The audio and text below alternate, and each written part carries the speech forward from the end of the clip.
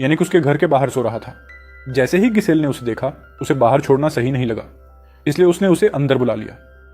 दोनों ने घर में एक साथ काफी समय बिताया, एक दूसरे के करीब आ गए और एक दूसरे में खो गए। लेकिन इस बार गिजेल ने खुद को नियंत्रित करने की कोशिश की और एक शर्त रखी कि वे सप्ताह में एक बार से अधिक नहीं मिलेंगे। अगले दिन 20 वर्षीय यानिक खरीदारी के लिए एक मॉल गया, जहां उसकी नजर अचानक एक महिला पर पड़ी। वह 52 वर्ष की थी और एक सामाजिक कार्यकर्ता के रूप में काम करती थी। वह शांति से अपनी चीजें खरीद रही थी, लेकिन कुछ ही मिनटों में एक सुरक्षा गार्ड ने यानिक को चोरी करते हुए पकड़ लिया। उसी समय गिजेल ने उसकी मदद करने के लिए कदम बढ़ाया और चोरी किए गए सामान का भुगतान किया। बाहर उसने उसे समझाने की कोशिश की कि वह इस रास्ते पर चलकर खुद को बर्बाद कर रहा है, लेकिन यानिक वास्तव में उसकी मदद से खुश था। उसने जानबूझकर मॉल के अंदर चोरी की थी। उसने उसे बताया कि उसका घर पास में ही है और उसे देखने के लिए आमंत्रित किया, लेकिन गिजेल ने मना कर दिया क्योंकि वह किसी अजनबी के साथ कहीं नहीं जाना चाहती थी।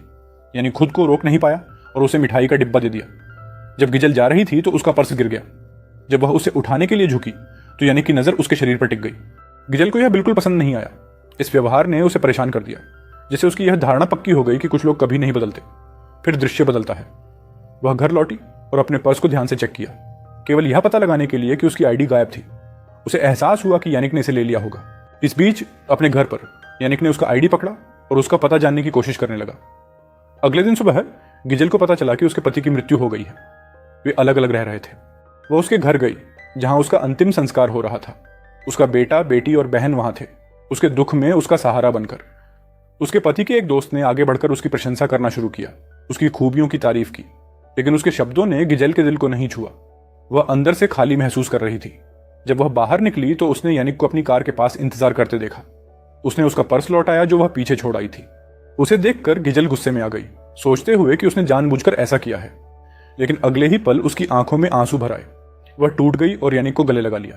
उसका दर्द उसके पति की मौत से नहीं था, बल्कि विश्वासघात से था।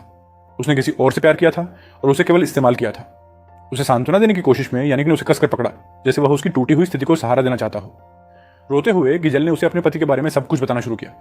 कार में बैठकर उन्होंने अपना दर्द साझा किया। यानिक ने उसे आश्वस्त किया कि वह उसके लिए वहां है और उसे चिंता करने की जरूरत नहीं है।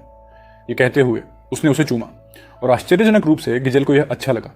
लेकिन अगले ही पल वह कार से बाहर निकल गई, ये जानते हुए कि उसकी बेटी या बहन कभी भी आ सकती है। तभी उसकी बेटी आ गई। गिजेल घबरा गई, सोचते हुए कि शायद उसने उन्हें कार के अंदर देख लिया हो। उसने पीछे देखा, लेकिन बाहर से कुछ भी दिखाई नहीं दे रहा था, जिससे उसे राहत महसूस हुई। मुस्कुराते हुए वह अपनी बेटी के साथ वापस चली गई। कुछ समय बाद गिजेल को उसके पति द्वारा लिखा गया एक पत्र मिला, जो उसके दोस्त ने उसे दिया था। पत्र में उसने माफी मांगी और लिखा कि वह वास्तव में उससे प्यार करता था, लेकिन सच और शब्दों के बीच की खाई उसे चोट पहुंचाती रही। इस बीच वही दोस्त उससे करीब आने की कोशिश करने लगा और उसे मछली पकड़ने की यात्रा पर आमंत्रित किया। कुछ देर सोचने के बाद गिजेल ने सहमति जताई। उस रात जब वह घर लौटी तो वह और भी अधिक टूटी हुई महसूस कर रही थी और उसके पास भरोसा करने के लिए कोई नहीं था। अगले दिन सुबह यानी उसके घर के बाहर खड़ा था, उसका इंतजार कर रहा था। उसने उसे बुलाया, लेकिन गिजेल बाहर नहीं आई। उसने उसकी कॉल्स को नजरअंदाज किया और दरवाजे के पीछे चुपचाप खड़ी रही। कुछ देर बाद उसकी बहन नाश्ता लेकर आई और उसे पुकारा, लेकिन गिजेल ने जवाब नहीं दिया। फिर अचानक गिजेल उसके सामने बंदूक पकड़े हुए प्रकट हुई। उसकी बहन डर गई। गिजेल के अंदर जमा सारा गुस्सा फूट पड़ा।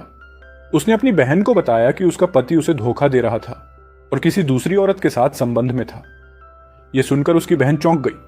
उसके चेहरे पर डर दिखा, क्योंकि वह दूसरी औरत वास्तव में वही थी। बिना कुछ कहे उसकी बहन चली गई। उसके बाद गिजेल एक ब्यूटी पार्लर गई। उसे पता था कि यानिक वहां आएगा, क्योंकि उसने पहले उसकी कॉल का जवाब नहीं दिया था। कुछ समय बाद यानिक आया और उसे प्रभावित करने की कोशिश की। उसने उसे इशारा किया और गिसेल मुस्कुराई। बाद में उन्होंने शाम को फिर से मिलने का फैसला किया। जैसे ही गिसेल घर पहुंची, यानिक ने उसे फोन किया और उन्होंने मिलने की जगह तय की। उन्होंने शाम 5 बजे मिलने की योजना बनाई और गिसेल इसके लिए तैयार होने लगी। इस बीच यानिक भी यह सोचकर तनाव में था कि क्या पहनना चाहिए। वह जल्दी से एक कपड़ों की दुकान गया ताकि एक पोशाक चुन सके। जब वह वहां था तो उसके 2 या 3 दोस्त आ गए और उसका मजाक उड़ाने लगे। उन्होंने पहले कभी यानिक को इस तरह नहीं देखा था, इतना गंभीर और ईमानदार। यह स्पष्ट था कि वह बदल रहा था और उसके दोस्तों को यह अजीब लगा। फिर भी अंत में उन्होंने उसे एक पोशाक चुनने में मदद की। दूसरी ओर गिजेल पहली बार एक अजनबी से मिलने के लिए तैयार हो रही थी। उसने एक सुंदर ड्रेस पहनी और यानिक से मिलने के लिए निकल पड़ी, हालांकि उसे पहले कहीं और जाना था। यानिक तैयार होकर अपनी साइकिल पर गिसेल से मिलने के लिए निकल पड़ा। वह बहुत उत्साहित लग रहा था। यानिक से मिलने से पहले गिसेल अपनी बहन के पति जॉर्ज से मिली। उन्होंने उसकी तारीफ की और कहा कि ड्रेस उस पर बहुत अच्छी लग रही है। लेकिन गिजेल की आंखों के पीछे एक अजीब सी खामोशी थी। वह हल्का सा मुस्कुराई, लेकिन ज्यादा प्रतिक्रिया नहीं दी। वह उनसे बात करने में इतनी मग्न हो गई कि समय का ध्यान नहीं रहा और वह भूल गई कि उसे यानिक से मिलना था। इस बीच यानिक पहले ही बैठक स्थल पर जल्दी पहुंच चुका था। वह सड़क के किनारे बैठकर उसका इंतजार कर रहा था। उसके दोस्त चुपके से उसका पीछा कर रहे थे और दूर से उसे देख रहे थे। कुछ घंटों बाद गिजेल आखिरकार पहुंची। जब उसने यानिक को देखा तो वह मुस्कुराई। उसके दोस्त यह देखकर हैरान थे कि यानिक एक बड़ी उम्र की महिला के साथ डेट पर था। मौके का फायदा उठाते हुए यानिक ने अपने भावनाओं का इजहार किया और उससे अपने प्यार का इजहार किया, लेकिन गिजेल ने उसे गंभीरता से नहीं लिया। यानिक ने कहा कि वह उसके साथ रहना चाहता है और उसकी देखभाल करना चाहता है, लेकिन गिजेल को यह अजीब लगा और उसने सोचा कि क्या वह पागल हो गया है। उसने यहां तक कि उसके कपड़ों का मजाक उड़ाया। उस पल में यानिक के चेहरे से मुस्कान गायब हो गई। गुस्से में उसने वह पोशाक उतार दी जो उसने खरीदी थी और उसे सड़क पर फेंक दिया। गिजेल हंसती रही, जिससे वह और भी गुस्से में आ गया।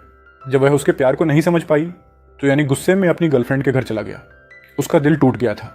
प्यार उसके लिए सब कुछ बन गया था, लेकिन वही प्यार उसे विनाश की ओर धकेल रहा था। धीरे धीरे उसने अपना काम छोड़ना शुरू कर दिया। जब उसकी गर्लफ्रेंड ने उसे रोकने की कोशिश की तो उसने उसे घर से बाहर धकेल दिया। इस बीच गिजेल ने पूरी रात यानिक के बारे में सोचते हुए बिताई। उसके दिल में एक अजीब भारीपन छा गया और वह ठीक से सो नहीं पाई। अगले दिन सुबह वह उसे ढूंढने के लिए बाहर निकली। वह उसके कार्यस्थल पर गई, लेकिन वह उस दिन वहां नहीं आया था। उसने वहां से उसका पता पाने की कोशिश की, लेकिन नहीं मिल सका और निराश होकर घर लौट आई। लेकिन उसे नहीं पता था कि आगे क्या होने वाला है। उस शाम जब वह अपने घर में पौधों को पानी दे रही थी तो अचानक उसे लगा जैसे कोई अंदर है। घबराते हुए वह अंदर गई और बाथरूम से पानी बहने की आवाज सुनी। उसकी सांसें तेज हो गईं। उसका दिल जोर से धड़कने लगा। जब उसने दरवाजा खोला तो यानिक वहां पानी में भीगा खड़ा था। उसकी आंखें उस पर टिकी हुई थीं। यह अचानक था, अप्रत्याशित था। फिर भी ऐसा लगा जैसे कोई अदृश्य शक्ति उन्हें एक दूसरे की ओर खींच रही थी। वह खुद को रोक नहीं सकी। वे और करीब आ गए, इतने करीब कि ऐसा लगा जैसे समय थम गया हो। उनके बीच की दूरी गायब हो गई और उस पल की गूंज दीवारों से टकराकर बाहर की दुनिया में फैल गई। उसी समय उसका बेटा और बेटी दरवाजे के बाहर पहुंचे। वे अपनी मां को सरप्राइज देने आए थे, इस बात से अनजान कि अंदर क्या हो रहा था। उनके पास उसे बात करने के लिए कुछ महत्वपूर्ण था, लेकिन जब उन्होंने आवाजें सुनी तो वे अंदर दौड़ पड़े और उसे ढूंढने लगे। गिजेल जल्दी से बाहर आई। खुद को संभालने की कोशिश करते हुए हॉल में खड़ी हो गई और सब कुछ सामान्य होने का नाटक करने लगी। इस बीच यानिक बिना पीछे देखे चुपचाप निकल गया। यानिक के जाने के बाद गिजेल की बेटी बाथरूम में नहाने गई और उसे यानिक के कपड़ों में से एक मिला। जब उसका बेटा उससे बात करने की कोशिश कर रहा था, गिजेल विचलित लग रही थी। वह यानिक के बारे में सोच रही थी। वह खुद को रोक नहीं पाई। उसने उसे फोन किया और तालाब के पास मिलने के लिए कहा। गिजेल ने समझाया कि वह उसे तभी मिल सकती है जब उसके बच्चे चले जाएं। कुछ घंटे बाद वह मुक्त थी और उससे मिलने के लिए झील की ओर बढ़ी। यानिक फिर से उसके घर के बाहर सो रहा था। जैसे ही गिजेल ने उसे देखा, वह गुस्सा हो गई और उसे स्पष्ट रूप से बता दिया कि वे इस तरह खुलेआम मिलते नहीं रह सकते। फिर भी डरते हुए कि उसके बच्चे पता न चल जाएं, उसने सोचा कि उसे बाहर छोड़ना सही नहीं है और उसे अंदर बुला लिया। अंदर उन्होंने एक दूसरे में खोए हुए काफी समय बिताया, लेकिन इस बार गिजेल ने खुद को नियंत्रित करने की कोशिश की और एक शर्त रखी कि वे सप्ताह में एक बार से अधिक नहीं मिलेंगे। हालांकि चीजें पहले ही बदल चुकी थीं। यह अब एक साधारण रिश्ता नहीं था। धीरे धीरे वे अपनी सीमाएं भूलने लगे। तालाब के पास कॉफी शॉप्स में मिलने लगे। गिजेल खुश नजर आने लगी, जैसे उसने अपनी पिछली जिंदगी को भुला दिया हो। उनकी मुलाकातें अधिक बार होने लगी और लोगों ने उनके व्यवहार पर ध्यान देना शुरू कर दिया। एक दिन एक कॉफी शॉप में समय बिताने के बाद गिजेल को एहसास हुआ कि वह गलत रास्ते पर जा रही है। फिर भी उसके चेहरे पर एक अजीब सी खुशी थी। उन्होंने वहां घंटों बिताए और फिर यानिक ने उसे पास आने का इशारा किया। गिजेल समझ गई। उन्होंने एक दूसरे को चूमा, ये भूल कर कि अन्य लोग देख रहे थे। जल्द ही गिजेल ने देखा कि लोग घूर रहे हैं और शर्मिंदगी में भाग गई। यानिक उसके घर तक उसका पीछा करता रहा। गिजेल ने समझाने की कोशिश की कि वे सीमाएं पार कर रहे थे, लेकिन यानिक ने उसे आश्वस्त किया कि उसके साथ कुछ नहीं होगा। उसी रात जॉर्ज उसके घर आया यह देखने के बहाने कि वह ठीक है या नहीं। घबराई हुई गिजेल ने यानिक को अंदर छिपा दिया। जॉर्ज उसके पास आया और गर्मजोशी से बात करने लगा। सच तो यह है कि जॉर्ज के गिजेल के लिए भावनाएं थीं, लेकिन उसने कभी उन्हें व्यक्त नहीं किया था। एक अवसर देखकर उसने उससे वैसे ही बात करना शुरू कर दिया जैसे एक प्रेमी करता है। गिजेल चुप रही, सुनती रही। फिर जॉर्ज घर के अंदर और आगे बढ़ गया। गिजेल घबरा गई, डर गई कि उसका राज खुल सकता है, लेकिन वह उसे रोक नहीं सकी। जॉर्ज ने इस मौके का फायदा उठाया और मीठी बातें करता रहा और गिजेल भी उसके साथ चलती रही। जैसे ही वे करीब आए, अचानक यानिक उनके सामने आ गया। उसी क्षण सब कुछ बदल गया। जॉर्ज ने सच्चाई समझ ली कि गिजेल किसी और के साथ जुड़ी हुई थी, शायद किसी ग्राहक के साथ भी। उसका दिल टूट गया और बिना कुछ कहे वह चला गया। गिजेल का गुस्सा तुरंत यानिक की ओर मुड़ गया क्योंकि उसने उसकी बात नहीं मानी। यानिक भी गुस्सा हो गया। उसे धोखा महसूस हुआ। उसने उस पर भरोसा किया था, फिर भी वह उसके सामने ही किसी और आदमी के साथ जुड़ी हुई लग रही थी। आहत होकर वह बाहर चला गया। बारिश शुरू हो गई थी, लेकिन वह घर की ओर चलता रहा। इस बीच गिसेल को अपनी गलती का एहसास हुआ और वह जॉर्ज से माफी मांगने गई, लेकिन जॉर्ज के पास कहने के लिए कोई शब्द नहीं बचे थे। उसने फैसला किया कि वह सब कुछ खत्म कर देगा, क्योंकि अब वह उस पर भरोसा नहीं करता था। उसके गुस्से को देखकर गिजेल भाग गई। अगले सुबह यानिक अपने दोस्तों के साथ सड़क के किनारे जागा। उन्होंने उसकी गर्लफ्रेंड के बारे में मजाक किया, लेकिन यानिक ने कहा कि उसने उससे ब्रेकअप कर लिया है और उनसे कहा कि उसके बारे में बात न करें। उसके दोस्त चिंतित हो गए और उसे मदद का वादा किया। इस बीच गिसेल ने उस सुबह फिर से जॉर्ज से मुलाकात की। उसने उसे समझाने की कोशिश की कि यानिक सिर्फ उसका इस्तेमाल कर रहा था और एक दिन उसे छोड़ देगा। गिसेल उलझन में महसूस कर रही थी। उसे नहीं पता था कि अब किस पर भरोसा किया जाए। बाद में यानिक उसी दुकान में वापस आया, कुछ उठाया और बिना भुगतान किए बाहर जाने की कोशिश की, लेकिन उसे फिर से पकड़ लिया गया। इस बार कोई माफी नहीं थी। उसे जेल भेज दिया गया। कुछ घंटे बाद गिजेल को पता चला और वह उसे छुड़ाने गई। उसने गुस्से में उसे डांटा, कहा कि वह उसे बार बार जेल से नहीं बचा सकती। यानिक अभी भी उसे नाराज था। उसे शक था कि उसका जॉर्ज के साथ कोई संबंध है, लेकिन उसने अपनी गलतियों को भी समझा। कार में बैठकर उसने माफी मांगी, लेकिन गिजेल को सिर्फ माफी से ज्यादा चाहिए था। वह झुकी और उसे चूमा। शाम तक गिजेल ने एक लाल ड्रेस में पार्टी में शिरकत की। वह खूबसूरत लग रही थी और लोगों का ध्यान उसकी ओर खींच गया, लेकिन अंदर से वह अभी भी गुस्से में थी। यानिक ने उसे वहां बुलाया था। पार्टी में यानी कि गर्लफ्रेंड आई और उसे पहले से ही उनके बारे में सब कुछ पता था। उसने गिजेल का मजाक उड़ाना शुरू कर दिया, उसकी उम्र, उसका पेशा, सब कुछ। अपमानित होकर गिजेल चुपचाप उठकर जाने लगी।